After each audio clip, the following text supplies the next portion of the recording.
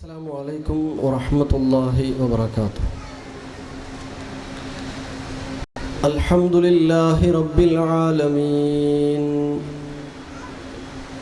نحمده ونستعينه ونؤمن به ونتوكل عليه، ونعوذ بالله من شرور أنفسنا ومن سيئات أعمالنا. من يهد الله فلا مضل له ومن يضلل فلا هادي له، وأشهد أن لا إله إلا الله وحده لا شريك له، وأشهد أن محمدا عبده ورسوله أرسله بالهدى ودين الحق ليظهره على الدين كله ولو كره المشركون. اللهم صل على محمد وعلى آل محمد كما صليت على إبراهيم وعلى آل إبراهيم،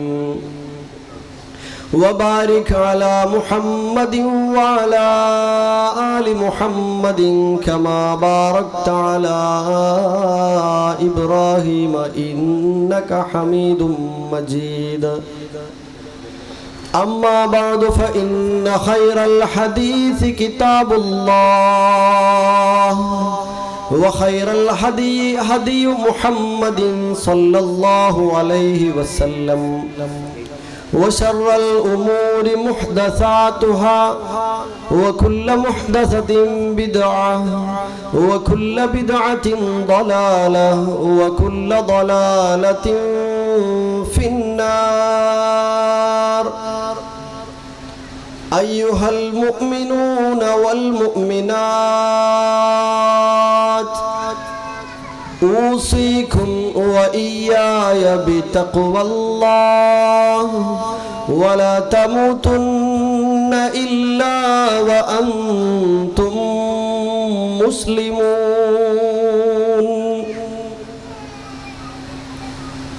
أعوذ بالله من الشيطان الرجيم. بسم الله الرحمن الرحيم. لا أقسم بيوم القيامة، ولا أقسم بالنفس اللوامة. أيحسب الإنسان أن لن نجمع عظامه؟ بلى قادرين على أن نسوي بنانه. بل يريد الإنسان ليفجر أمامه، يسأل أيان يوم القيامة. فإذا برق البصر وخسف القمر وجمع الشمس والقمر، يقول الإنسان يومئذ أين المفر؟ كلا لا وزر، إلى ربك يومئذ المستقر. ينبأ الإنسان يومئذ بما قدم وأخر. بل الإنسان على نفسه بصيرة، ولو ألقى معاذيره. لا تحرك به لسانك لتعجل به، إن علينا جمعه وقرآنه، فإذا قرأناه فاتبع قرآنه. ثم إن علينا بيانه. كلا بل تحبون العاجلة، كلا بل تحبون العاجلة وتذرون الآخرة وجوه يومئذ ناظرة إلى ربها ناظرة ووجوه يومئذ باسرة تظن أن يفعل بها فاقرة كلا إذا بلغت التراقي وقيل من راق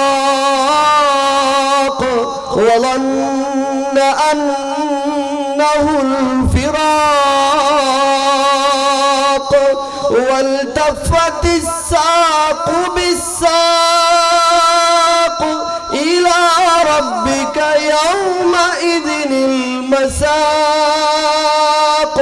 فلا صدق ولا صلى ولكن كذب وتولى ثم ذهب إلى أهله يتمطى أولى لك فأولى ثم أولى لك فأولى أيحسب الإنسان أن يترك سدى ألم يكن نطفة من مني يمنى ثم كان علقة فخلق فسوى فجعل منه الزوجين الذكر والأنثى أليس ذلك بقادر على أن يحيي الموتى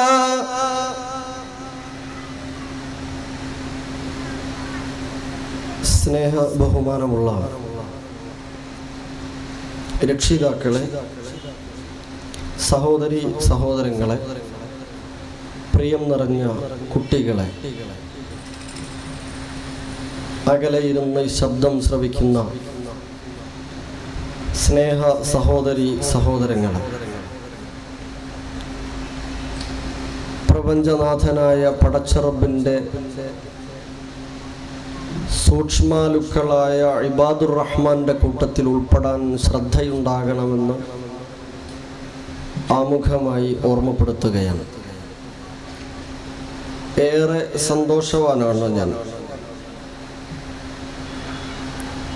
ഇങ്ങനെ ഒരു സദസ്സിന് മുന്നിൽ അല്പം ദൂരെ നിന്ന് വന്നതാണെങ്കിലും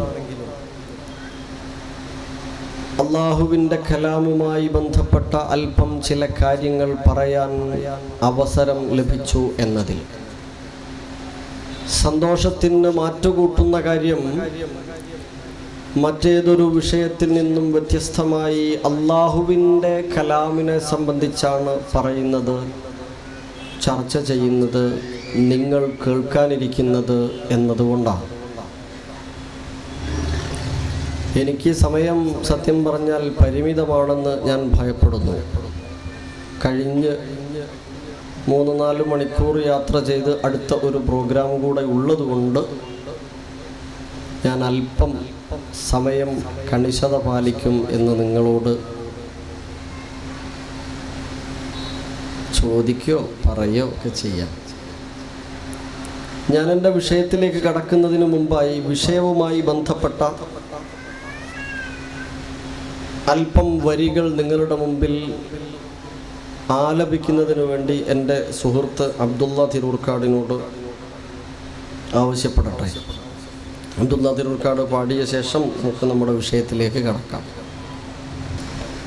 ഖുർആനാം കടലിൻ്റെ ആഴത്തിൽ നീന്തുവാൻ ആഗ്രഹമുണ്ടെങ്കിൽ പോരൂ,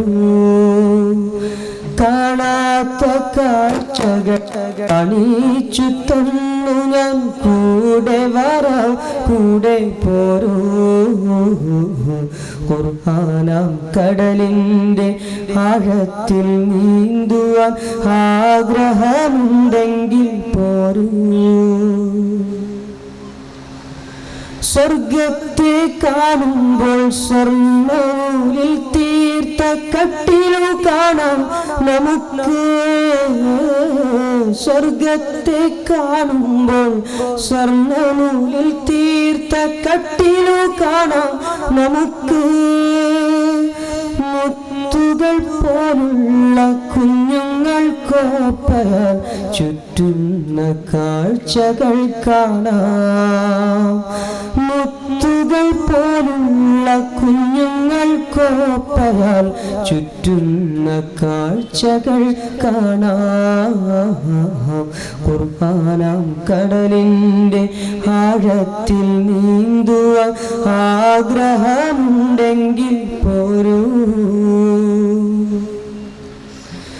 കത്തുന്ന നരകത്തിൻ തീജലം കരിച്ച മുഖമാണ് നരകത്തിൻ കാഴ്ച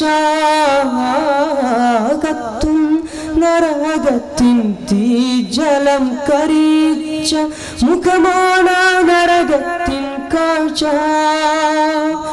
ദൂരത്ത് കേൾക്കുന്ന ഘോര ശബ്ദങ്ങളാൽ പേടിപ്പെടുത്തുന്ന ലോകം ദൂരത്ത് കേൾക്കുന്ന ഘോര ശബ്ദങ്ങളാൽ പേടിപ്പെടുത്തുന്ന ലോകം ഖുർആനാം കടലിൻ്റെ ആഴത്തിൽ നീന്തുവാൻ ആഗ്രഹമുണ്ടെങ്കിൽ പോരൂ സ്നേഹത്തിൽ ചാലിച്ച വാക്കുകൾ കൊണ്ടൊരു വാപ്പയോതുന്നതു കേൾക്കാം സ്നേഹത്തിൽ ചാലിച്ച വാക്കുകൾ കൊണ്ടൊരു വാപ്പയോതുന്നതു കേൾക്കാം വിനയത്താൽ വാക്കുകൾ കേൾക്കുന്ന നല്ലൊരു മകനെയും നമ്മൾക്ക് കാണാം ഖുർആനാം കടലിൻ്റെ ആഴത്തിൽ നീന്തുവാൻ ആഗ്രഹമുണ്ടെങ്കിൽ പോരൂ ജീവിതത്തിൽ ചേർക്കാനൊട്ടേറെ പാഠങ്ങൾ വിട്ടുപോയില്ലൊന്നും ഖുർആൻ ജീവിതത്തിൽ ചേർക്കാനൊട്ടേറെ പാഠങ്ങൾ വിട്ടുപോയില്ലൊന്നും ഖുർആൻ കൈനീട്ടി പ്രാർത്ഥിക്കാനൊട്ടേറെ പ്രാർത്ഥന ചൊല്ലി പഠിപ്പിച്ചു ഖുർആനാം കടലിൻ്റെ ആഴത്തിൽ നീന്തുവാൻ ആഗ്രഹമുണ്ടെങ്കിൽ പോരൂ കാണാത്ത കാഴ്ചകൾ കാണിച്ചു തന്നു ഞാൻ കൂടെ വരാം കൂടെ പോരൂ ഖുർആനാം കടലിൻ്റെ ആഴത്തിൽ നീന്തുവാൻ ആഗ്രഹമുണ്ടെങ്കിൽ പോരൂ വയനാട് ജില്ലയിലെ ഖുർആൻ പാരായണ ശാസ്ത്രം പഠിപ്പിക്കുന്ന 101 മണിക്കൂർ കൊണ്ട് ഏറെക്കുറെ തജ്വീദ് അനുസരിച്ച് ഖുർആൻ പഠിപ്പിക്കുന്ന ഒരു സംരംഭമുണ്ട്. TTQ എന്നാണ് ഞങ്ങളതിന് നാമകരണം ചെയ്തത്. തദ്രീബു തജ്വീദിൽ ഖുർആൻ എന്ന്. 3 ക്ലാസ്സുകൾ ഇപ്പോൾ കഴിഞ്ഞു. 4 ക്ലാസ്സുകൾ. രണ്ടാമത്തെ ദിവസം ഒരു പഠിതാവ് ക്ലാസ് കഴിഞ്ഞിട്ട് ചോദിച്ചു, അല്പം സമയം തരുമോ, ഒരു കാര്യം പറയാനുണ്ട്. ആവാം, സംസാരിക്കാം. അങ്ങനെ അദ്ദേഹം എന്നെയുമായി അല്പം മാറി നിന്നിട്ട് പറഞ്ഞു, എൻ്റെ വയസ്സ് 53, എൻ്റെ നമ്പർ 52. ദയവ് ചെയ്ത് ക്ലാസ് നിന്നോട് ചോദ്യം ചോദിക്കരുത്. 55 പഠിതാക്കളിലെ 52 നമ്പറുകാരൻ. എന്നിട്ട് അദ്ദേഹം വീണ്ടും പറഞ്ഞു, നമ്പർ ഞാൻ ഒന്നുകൂടെ നോക്കി കൺഫേം ചെയ്ത് നിങ്ങളെ അറിയിക്കുക, അടുത്ത ആഴ്ചേൻ്റെ മുമ്പ് നിങ്ങളും ഇവരും എല്ലാവരും കൂടെ ഖുർആൻ ഓതുന്നത് കേട്ട്, സാഫാത്തായിരുന്നു അവിടെ ഓതി തുടങ്ങിയത്, കേട്ടിട്ട് വല്ലാത്ത അനുഭൂതി, വല്ലാത്ത സങ്കടം. എനിക്കൊരക്ഷരവും അറിയില്ല, എനിക്കൊരക്ഷരവും ഓതാൻ അറിയില്ല. ഞാൻ പണ്ട് മദ്രസയിൽ പോയിട്ടുണ്ട് പോലും, പക്ഷേ എനിക്ക് ഓതാൻ അറിയില്ല. എനിക്കൊരാഗ്രഹമുണ്ട്, നിങ്ങൾ അതിനെന്നെ സഹായിക്കുമോ? തീർച്ചയായിട്ടും സഹായിക്കാം. എന്താണ് ആഗ്രഹം? അദ്ദേഹം പറഞ്ഞു, മരിക്കുന്നതിന് മുമ്പ്, ഞാൻ മരണപ്പെടുന്നതിന് മുമ്പ് ഒരു പ്രാവശ്യം ഈ ഖുർആൻ മൊത്തം എനിക്കൊന്ന് വായിക്കണം, അതിനെന്നെ സഹായിക്കുമോ എന്ന് 53കാരൻ ചോദിക്കുക. എൻ്റെ ഉപ്പയുടെ പ്രായം. ഞാൻ അദ്ദേഹത്തോട് പറഞ്ഞു, നിങ്ങളൊന്ന് അഡ്ജസ്റ്റ് ചെയ്യണം, അഥവാ മരിക്കാനല്ല, 8 മാസം നിങ്ങൾ അഡ്ജസ്റ്റ് ചെയ്യണം. നിങ്ങൾ മുന്നിൽ വന്നിരിക്കണം. 2-3 മാസം കൊണ്ട് നിങ്ങളുടെ ഖുർആൻ പാരായണം പഠനം തുടങ്ങാം, ഓതാൻ കഴിയും. അൽഹംദുലില്ലാ, അദ്ദേഹം ഇന്നങ്ങനെ പഠിച്ചുകൊണ്ടിരിക്കുന്നു. പറഞ്ഞത് വിശുദ്ധ ഖുർആൻ പാരായണവുമായി ബന്ധപ്പെട്ട ഒരു ഭാഗമാണ്. തലശ്ശേരിയിലുള്ള ഒരു സഹോദരി, 2 പെൺകുട്ടികൾ, ആദ്യം ഗർഭം ധരിച്ച സമയത്ത് മാരകമായ ഒരു രോഗം പിടിപെട്ടു. അവർക്കറിയാം സ്വാഭാവികമായും എൻ്റെ ഉദരത്തിലെ കുഞ്ഞിനും ഈ രോഗം ബാധിച്ചേക്കുമെന്ന്, ഇതിൻ്റെ പരിണിത ഫലം പ്രയാസകരമായിരിക്കുമെന്ന്. അതുപോലെ പ്രസവം നടന്ന കുഞ്ഞിന് ഒരുപാട് ന്യൂനതകൾ, ഒരുപാട് പ്രയാസങ്ങൾ, വൈകല്യങ്ങൾ, സംസാര വൈകല്യവും ബുദ്ധിപരമായ വൈകല്യങ്ങളും, ഒരുപാട് ഡിസോർഡറാണ് എല്ലാം. കുട്ടി വലുതായിക്കൊണ്ടിരുന്നു. രണ്ടാമതും അവർക്ക് അല്ലാഹുവിൻ്റെ തൗഫീഖ് കൊണ്ട് മറ്റൊരു പെൺകുട്ടി കൂടെ ജനിച്ചു. ആ കുട്ടിക്കൊരു കുഴപ്പമില്ല. മൂത്ത കുട്ടിക്ക് 23 വയസ്സ് കഴിഞ്ഞു എന്നാണ് 1 മാസം മുമ്പ് അവർ സംസാരിച്ചത്. 2 വർഷം മുമ്പ് ഖുർആൻ തജ്വീദ് ക്ലാസ്സിൽ എൻ്റെ ക്ലാസ്സിൽ ഇരുന്ന സഹോദരിയാണ്. അവർ ഒരാവശ്യം ഉന്നയിച്ച് ഫോൺ ചെയ്തതാ. എനിക്കൊരൊറ്റ സംഗതി കൂടെ നടക്കുന്നില്ല, അതും കൂടെ നടക്കണം, ദുആ ചെയ്യണം എന്നൊക്കെയാ. എനിക്ക് നല്ല ഈണത്തിൽ ഓതാനാവുന്നില്ല. തജ്വീദോടുകൂടെ ഓതാനൊക്കെ എനിക്കാവും, ഈണത്തിൽ ഓതാനാവുന്നില്ല.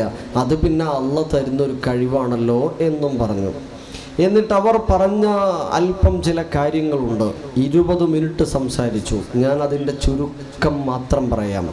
എനിക്ക് എൻ്റെ ഭർത്താവ് എൻ്റെയും കുട്ടിയുടെയും കൂടെ ജീവിക്കാൻ കഴിയില്ലെന്ന് പറഞ്ഞു തുടങ്ങി. അവസാനം അദ്ദേഹത്തിന് തീരെ അഡ്ജസ്റ്റ് ചെയ്യാൻ പറ്റാതെയായി. അദ്ദേഹം വേർപിരിയാൻ ആവശ്യപ്പെട്ടു. എൻ്റെ കുഞ്ഞിന് വേണ്ടി ഞാൻ ആ ഒരു ഇണത്തുള്ള ബന്ധം വേർപിരിയേണ്ടി വന്നു.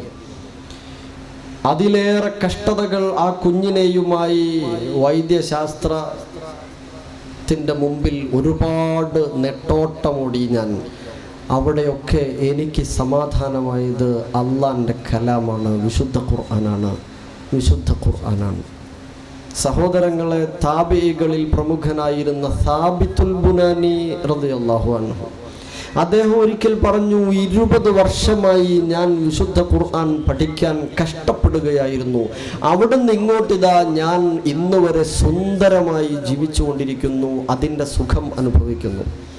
20 വർഷക്കാലം ഞാൻ വിശുദ്ധ ഖുർആൻ പഠിക്കാൻ വേണ്ടി കഷ്ടപ്പെടുകയായിരുന്നു. അവിടുന്ന് ഇങ്ങോട്ട് ഇന്ന് വരെ ഞാൻ അതിൻ്റെ സുഖം അനുഭവിച്ചു പോരുകയാണ് എന്ന്. അബൂദറുൽ ഗിഫാരി റളിയല്ലാഹു അൻഹു ഒരിക്കൽ പ്രവാചകൻ സല്ലല്ലാഹു അലൈഹി വസല്ലമയുടെ അടുത്ത് വന്നിട്ട് ചോദിച്ചു, പ്രവാചകരെ എന്നെ ഒന്ന് ഉപദേശിച്ചാലും. പ്രവാചകൻ സല്ലല്ലാഹു അലൈഹി വസല്ലമ അദ്ദേഹത്തെ ഉപദേശിച്ചു, വസിയത്ത് ചെയ്തു, അബൂദർ, താങ്കൾ അല്ലാഹുവിൽ തഖ്വയുള്ളവരായിരിക്കാൻ ശ്രദ്ധിക്കണം.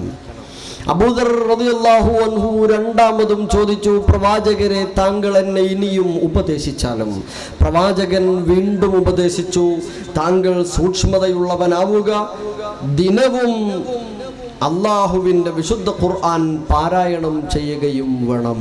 എങ്കിൽ അത് നീ ഉപരിലോകത്ത് സ്മരിക്കപ്പെടാനും നിനക്ക് ദുനിയാവിൽ ഇവിടെ ഇഹലോകത്ത് പ്രകാശപൂരിതമായ അന്തരീക്ഷമുണ്ടാകാനും സഹായിക്കും. അതുകൊണ്ട് നീ വിശുദ്ധ ഖുർആൻ പാരായണം ചെയ്യുക, ദൈവ സ്മരണയുള്ളവരായിരിക്കുക എന്ന്.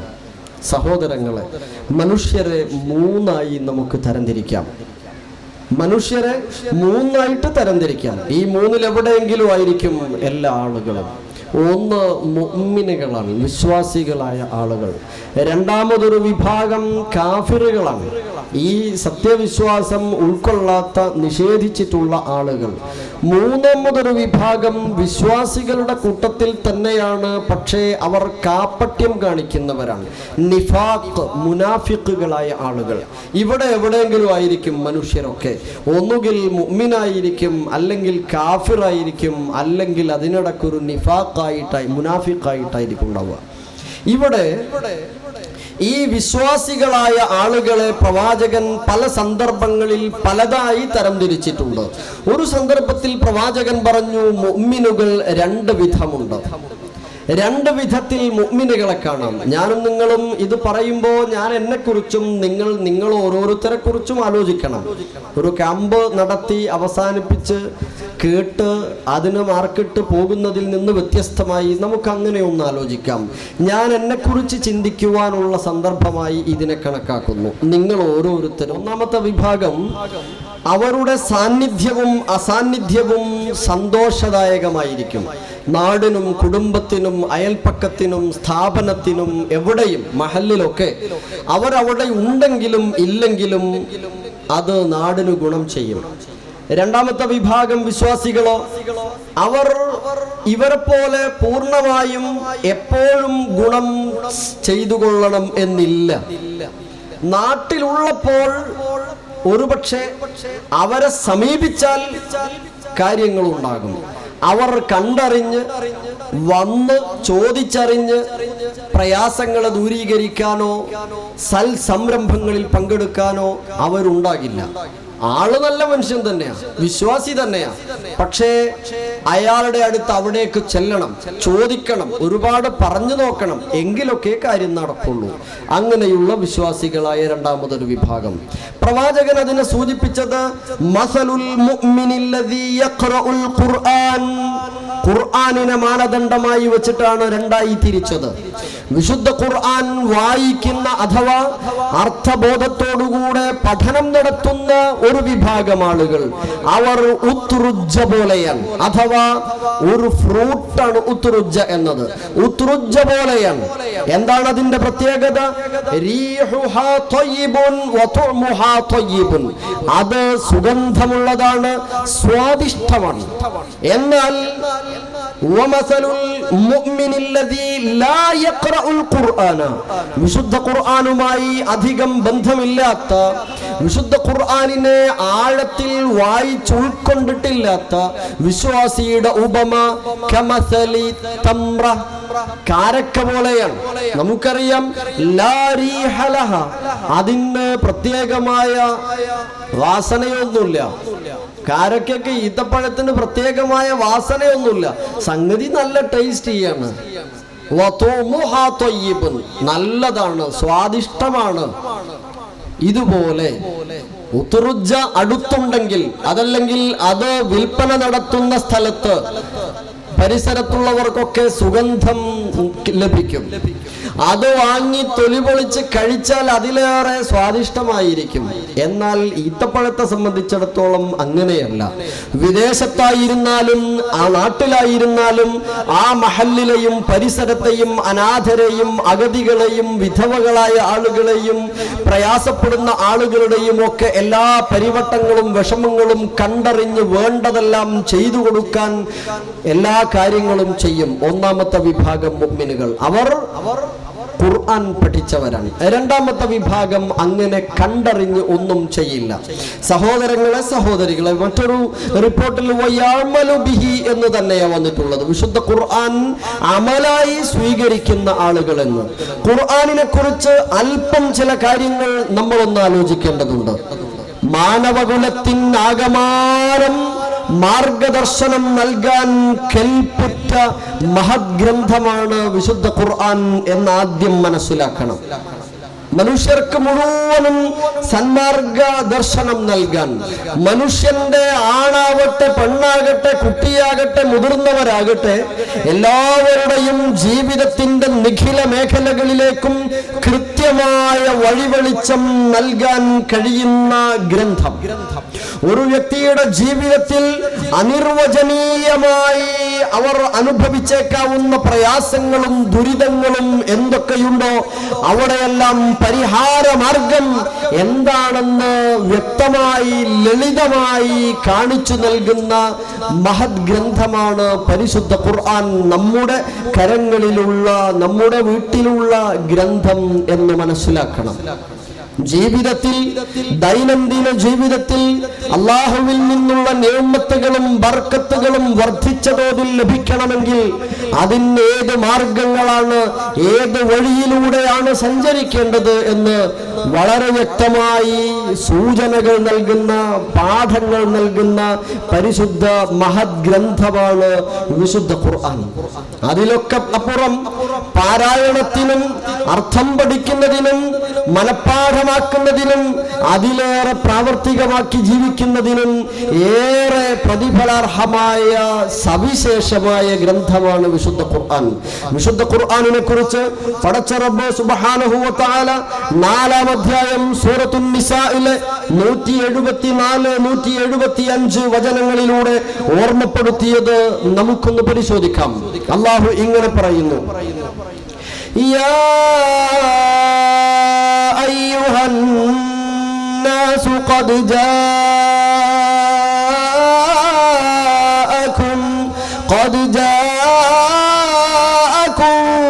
ബുർഹാനും മിർ റബ്ബികും വഅൻസൽനാ ഇലൈകും നൂറൻ മുബീനാ. മനുഷ്യരെ, നിങ്ങൾക്കിതാ നിങ്ങളുടെ റബ്ബിൽ നിന്ന് പ്രമാണം വന്നിരിക്കുന്നു, തെളിവുകൾ വന്നിരിക്കുന്നു. നിങ്ങളുടെ റബ്ബ് നാം നിങ്ങൾക്ക് അവതരിപ്പിച്ചിരിക്കുന്നത് സ്പഷ്ടമായ പ്രകാശം തന്നെയാണ്. ജീവിതത്തിന്റെ എല്ലാ തുറകളിലേക്കും ആവശ്യമായ നിർദ്ദേശങ്ങൾ അടങ്ങുന്ന പ്രകാശമായി വിശുദ്ധ ഖുർആനിനെ നാം നിങ്ങൾക്ക് അവതരിപ്പിച്ചിരിക്കുന്നു. 175-ാം വചനത്തിൽ الذين آمنوا بالله, എന്നാൽ ആര് അല്ലാഹുവിൽ കൃത്യമായി അചഞ്ചലമായി വിശ്വസിക്കുന്നുവോ,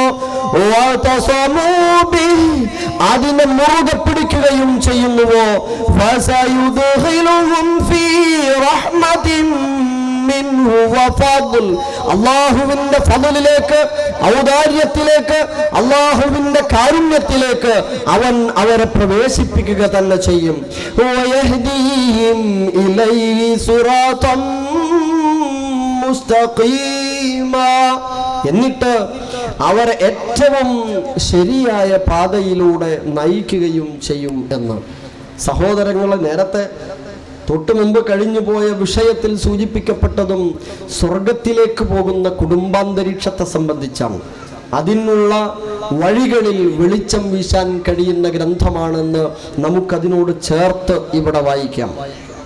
പഠനവും പാരായണവും അമലായി കാണണം എന്നാണ് വിശദീകരിച്ചിട്ടുള്ളത്. അബ്ദുല്ലാഹി ഇബ്നു മസ്ഊദ് റളിയല്ലാഹു അൻഹു ഒരിക്കൽ പറഞ്ഞു, ഉൻസിലൽ ഖുർആൻ അലൈഹിം, വിശുദ്ധ ഖുർആൻ അവതരിപ്പിക്കപ്പെട്ടിട്ടുള്ളത് ലിയഅമലൂ ബിഹി ഫത്തഖിദൂ ദിറാസതഹു അമലൻ.